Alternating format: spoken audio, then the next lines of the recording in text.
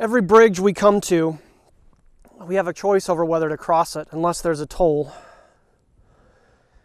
And if we don't have money for the toll, then we have a choice over whether to cross it legally or illegally. And we may choose to turn around. And that bridge may take us forward or it may collapse. But it does take us inevitably into the unknown or the known if we are sure of where we're going. But many of us are not sure.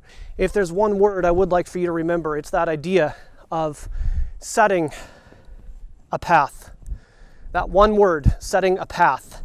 And when we head out on a track, then a track often takes us in one direction, but it goes forward and it also goes backward. And sometimes we have a track that converges with another track like this, and if it converges in the right way, then beautiful things can happen. But if it converges in a way that is not correct or that we haven't thought about beforehand, using that one word we talked about, focus, if I had taken 5 minutes a day from the time I was 15, 5 minutes a day, I probably could have learned to build bridges, but I didn't choose to do that.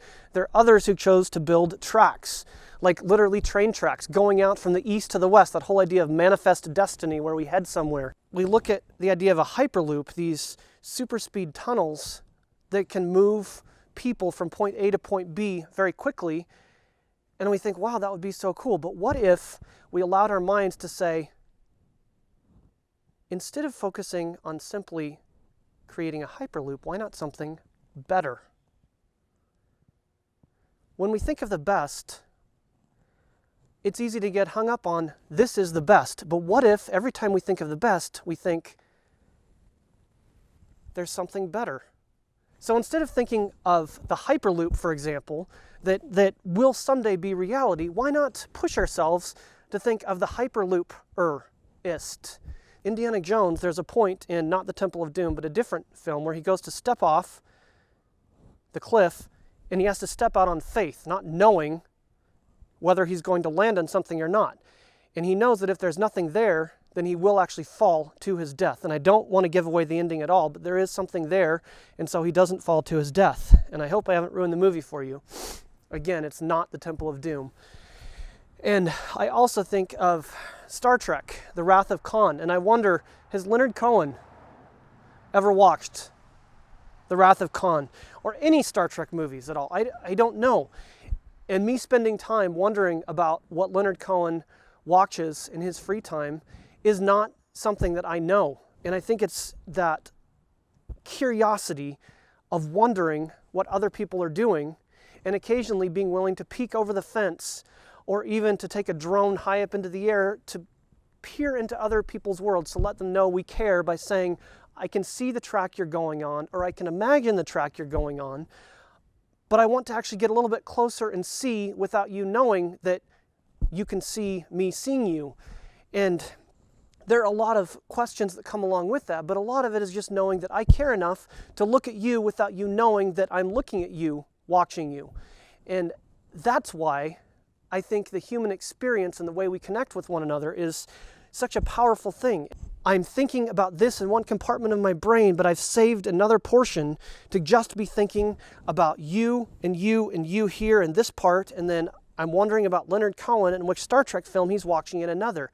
And I've juggled all these different pieces, so even though they're all on different tracks, they're also converging into one place. And in the art world, what we call that is often the horizon line, where all these points converge. So they're divergent back here, but they converge at some point in the future. And that really is the magic of existence, is knowing that when we take all these straight lines and put them together on a parallel track, sort of like those tracks that were built going from, can you take that?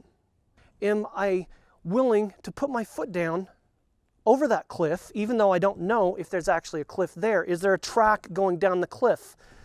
If I send my brain on a track that's thinking about the most wonderful things, even if it's having trouble processing what those wonderful memories might be, if I push it on the right track and it converges with some of those other portions of the brain, and I don't have a fever, which is controlled by the hypothalamus, then I may be able to actually pull up those memories that will become important. And I think as we look to this year, in setting, if there's one word I'd like for you to remember, it's that idea of goals. When we want to get somewhere, we've got to set a goal. So never go somewhere without saying, this is where I want to get to, and this is where I am. Because a lot of times, you may not necessarily be where you think you are. You may think you're in the middle, but in reality, the point you're at is at a completely different place where you're actually standing that you don't know unless there's somebody else watching you without you knowing it, who then lets you know at a later point they were watching you and could actually tell you where you were, even if that point is a completely different place than you actually had thought you were previously to talking to them. So when you go from point A to point B, then those points may not be exactly what you think we are. And geometry may actually have been lying to us. There's one thing that we know about mathematics, and that it is not linear, except sometimes it is, and it's not binary, except sometimes it is, which is one of life's paradoxes, is that all of life is a paradox. When we take a step forward, then it may take us forward. But if we simply rock back, we're no longer going forward unless we turn around, and now I'm going forward in a different direction.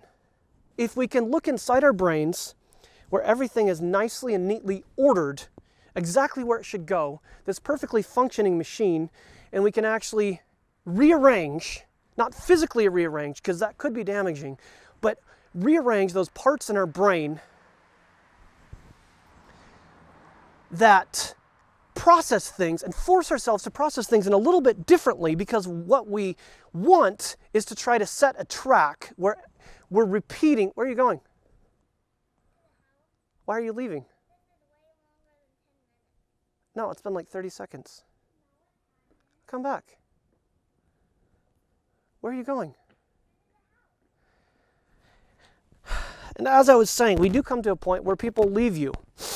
Sometimes people leave you metaphorically, symbolically. Sometimes your 7-year-old daughter leaves. That one word that I wanted you to always remember, the word for the year that I'd like for you to remember is remember. The end.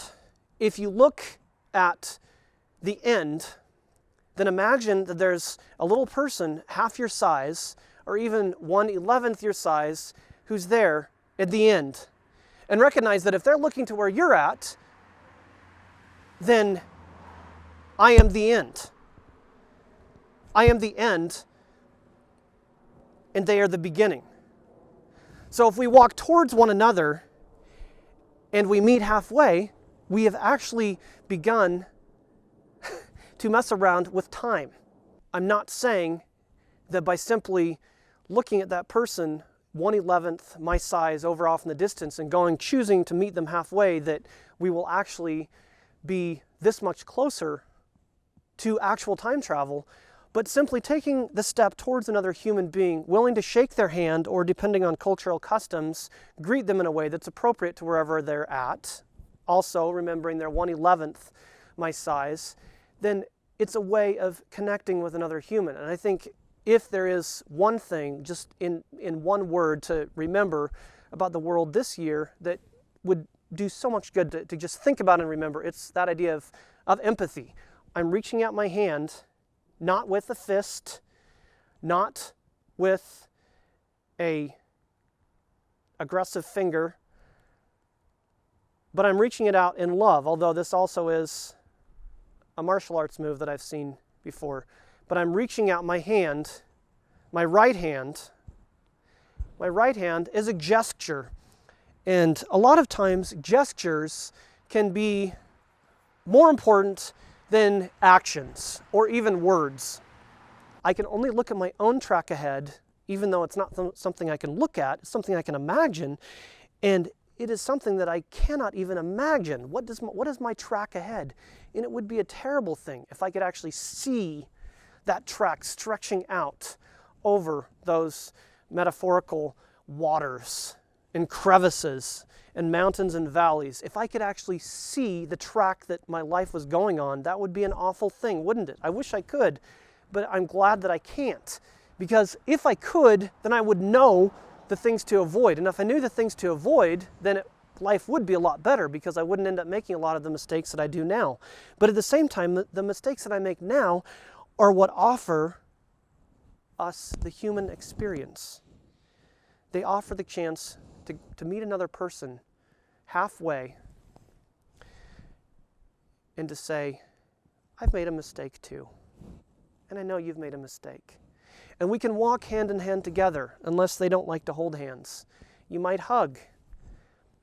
Or you might walk far apart. You might not even be friends. You might even be enemies. But the fact that you're walking together, or however you like to travel, maybe on a hyperloop. And that idea of the hyperloopist, is one that I'd like for all of us to remember. Whatever you think is the best you can give, don't give your best. Give your best or ist, and then a little bit more.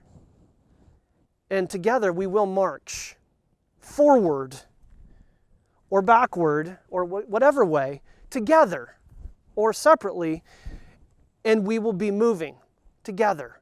And if you want to sit back, that's fine. You won't be moving, but you'll be there until everybody else is moving ahead or somewhere. The point is, we'll be in this experience together on this little planet we don't know what will happen this year in 2015 as far as interplanetary travel. So some of us may be elsewhere watching these things happen, or drones. But I would like to invite you to accompany me on this journey together, this human experience that I call, if there's one word that you remember this year, it's that idea of life. Not everything is alive. And I feel sorry for them, because how do you think they feel? But thank you. I look forward to